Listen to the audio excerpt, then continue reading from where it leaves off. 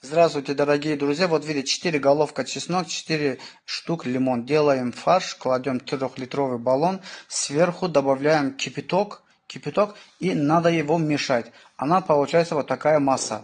Вот эта масса день 3 раз. После еда 50 грамм. Утро, обед, вечер пить.